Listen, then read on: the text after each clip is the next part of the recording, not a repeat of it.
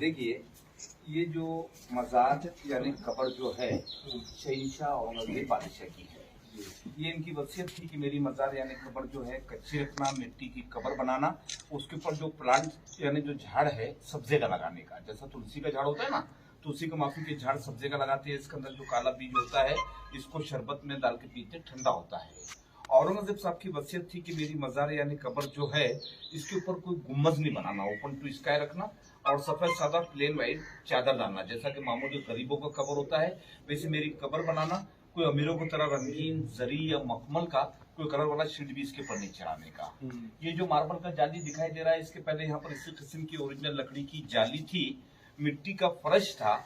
लेकिन ये हैदराबाद के जो निजाम नवाब थे तो उन्होंने ये लॉर्ड कर्नल साहब के बहुत ही रिक्वेस्ट करने पर 1921 यानी 1921 में ये मार्बल का जाली और ये फर्श संगमरमर का बना दिए।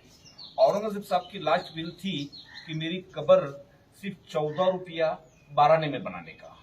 तो उस जमाने में ये पूरे हिंदुस्तान के शहंशाह रहने के बाद ये अपना सिर्फ टोपी सीते थे, कुरान शरीफ की नकल करते थे उस जमाने में। तो कुरान लिखाई का इनके पास 350 रुपया बैलेंस था, 350 रुपीज। लेकिन उन्होंने कहा था कि वो 350 रुपये भी मेरी कब्र में नहीं लगाना, क्योंकि हो सकता है कि मैं भी एक इंसान हूँ, मुझसे कुरान शरीफ लिखने में अगर कुछ गलती हुआ होगा तो उसका जवाब अल्लाह के पास देना पड़ेगा। इसलिए सब पैसा उन्होंने गरीबों में और फकीरों में तकसीम कर दिए थे और अपने बड़े लड़के को बुला के ये वसीयत किए थे कि चाहे मेरी कब्र कैसी भी बने, जो मेरी टोपी सिलाई का 14 रुपया 12 आना है उसी में मेरी कब्र बनाना, कोई हुकूमत का भी पैसा मेरी कब्र में नहीं लगाना।